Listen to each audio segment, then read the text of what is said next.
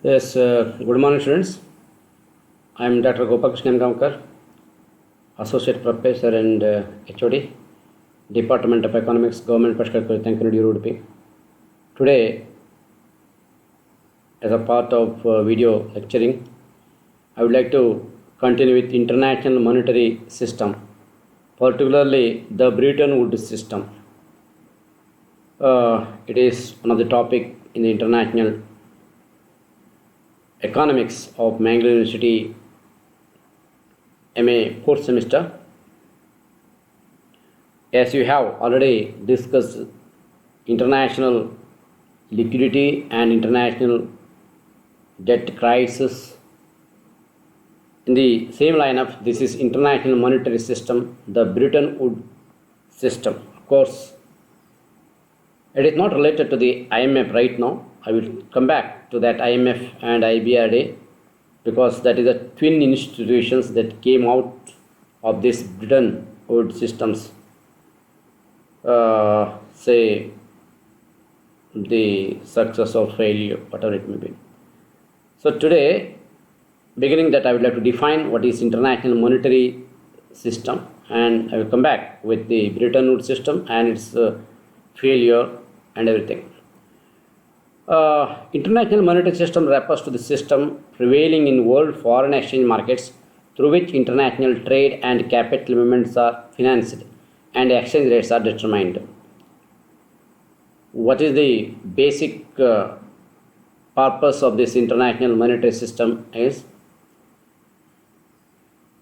international trade as well as capital movements, and for that we have to think about the financial matters and exchange rates. So this is what the things that we are going to discuss under this international monetary systems.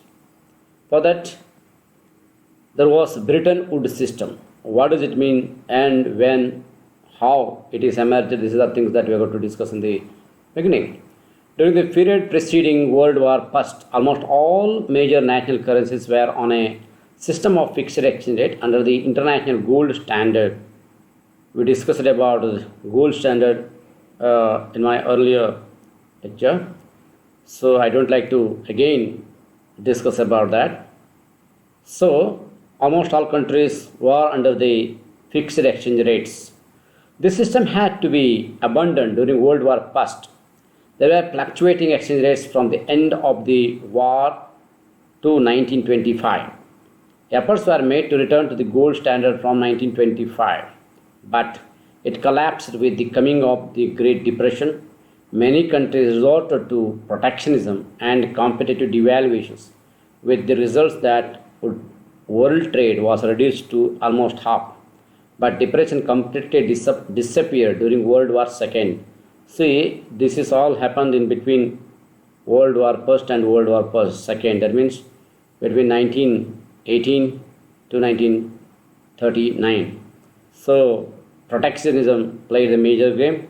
So Britain, this fixed exchange rate that lost its importance. So in July 1944, the Allied countries met at Bretton Woods in the USA to avoid the rigidity of the gold standard and the chaos of the 1930s in international trade, and finance to encourage free trade. The new system was the present International Monetary Fund, which worked out an adjustable peg system. So this is the new thing that is emerged after this Brettonwood systems. Okay. Under the Brettonwood system, exchange rates between countries were set or pegged in terms of gold or the US dollar at $35 per ounce of gold. This led to a fixed exchange rate regime with changes in the exchange within a band or range from 1% above to 1% below the par value. But these adjustments were not available to US, which had to maintain the gold value of dollar. If the exchange rate hit either of the band, 1 plus or minus, that is the monetary authorities were obliged to buy or sell dollars against their currencies. Large adjustment could be made where there were fundamental disequilibrium, that is, persistent and large deposits of surplus in BOP with the approval of the IMF and other countries. These are the new things that emerged after Brettonwood in 1944.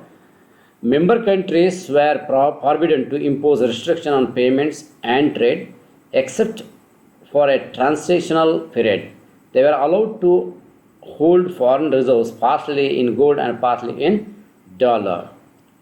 These reserves were meant to incur temporary deposits or surpluses by member countries while keeping their exchange rates stable. In case of a BOP deposit, there was a reserve outflow by selling dollar that reserve in case of a BOP surplus. Reserve outflows were a matter of concern under the Brettonwood system. So the IMF insisted on expenditure reducing policies and devaluation to correct BOP deposits. So IMF came into the picture. So that if there is problem, then IMF insisted on expenditure reducing policies and devaluation to correct the BOP deposit. Temporary BOP deposits were also met by a borrowing from the fund for a period of 3 to 5 years. A country could borrow from the fund on the basis of the size of its quota with it. The loans made by the IMF were in convertible currencies. I don't like to discuss much about here convertible and convertible currencies and all. So this was prevailing between 1939 to 1944-45, like that. This Brettonwood system, of course, is not sustained for a long period of time. So there is a breakdown of the Brettonwood system. Why it is ended, in other words, why it faces a number of problems, what are the causes or what are the consequences? This is the things that we have to discuss now. There are some principal causes and sequences of breakdown of Brettonwood systems. Which are those? Most important one is built-in instability. The Bretton system had built-in instability that ultimately led to the breakdown. It was an adjustable fact system within plus or minus 1% of the par value of $35. In case of fundamental disequilibrium, a country could devalue its currency with the approval of the IMF, but countries were reluctant to devalue their currencies because they had to export more goods in order to pay for dearer import from the other countries. So the basic thing is that there is instability inside the country because they are not ready to follow the adjustable fact system, and majority countries are reluctant to the devaluing their currencies because they want to boost the exports. So this led to countries to rely on depletion in order to cure BOP deposits through expenditure, reducing monetary fiscal policies. So this is the past reasons. The second one is the Trippin dilemma. The dollar acted as a medium of exchange, a unit of account, and a store of value of the IMF system. Every country wanted to increase its reserves of dollar, which led to dollar holdings to a greater extent than needed. Robert Trippin warned in 1960 that the demand for world liquidity was growing faster than the supply because the incremental supply of gold was increasing little. Since the dollar was convertible into gold, the supply of US dollar would be inadequate in relation to the liquidity needs of the country. The supply of US dollar would force the US to abandon its commitment to convert dollar into gold. This is the Trippin dilemma, which actually led to collapse of Brettonwood system in August 1971. And lack of international liquidity. There was a growing lack of international liquidity due to increasing demand for the dollar in world monetary markets. Of course, to keep on the liquid positions intact, there should be a huge supply of dollar, but there is a huge demand for the dollar because every country they demand the dollar because it was equivalent to the gold. With the expansion of the world trade, BOP deposit of countries increased. When there's a continuous increase in the world trade also, so there is a BOP deposit of different countries increased. This necessitated a supply of gold and the dollar, but the production of gold in Africa was increasing very little. This led to a larger demand and holding of the dollar. So I already said this alternative to the gold, so the dollar's price demand has increased. And second, third one, mistakes in US policies. It's always there. The BOP deposits of the US became steadily worse in the 1960s. To overcome them, the policies adopted by the US government ultimately led to the world crisis.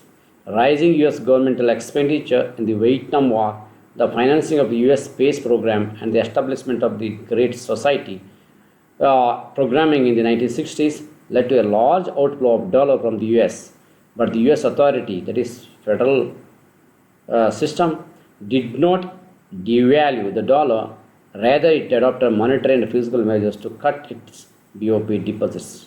So it is the policy adopted by US government that led to some wrong directions in the world international trade. Destabilizing speculation. Countries with fundamental disequilibrium in BOP were reluctant to devalue their currencies. It is already discussed now, and also took time to get approval of the IMF. It provided speculators an opportunity to resort to speculation in dollars. So there is a destabilization of the conditions. When devaluation were actually made, there were large doses of devaluation than originally anticipated. It is another biggest problem for the Brettonwood system because some countries they took a very huge devaluation step, and that is also more than the anticipations percentage. So that made this was due to destabilizing speculation, which made controls over capital flow, even though monetary physical measures are ineffective. So these are the reasons why the Brettonwood system that failed, and we discussed already about the international financial crisis, or in other words, debt crisis in 1970. It was because of number of other reasons. This was also discussed in my earlier classes. So Brettonwood system, of course, failed. So then what is the solution then? There should be some other solutions. So what are the solutions, and how the new system in the international monetary conditions emerge? These are the things that we will discuss in my next class. So hope you understood the things. Otherwise, you may contact me because sometimes the questions will be asked on these topics in the examinations. With these ideas, I just conclude this particular topic right now. Thank you, students. Thank you.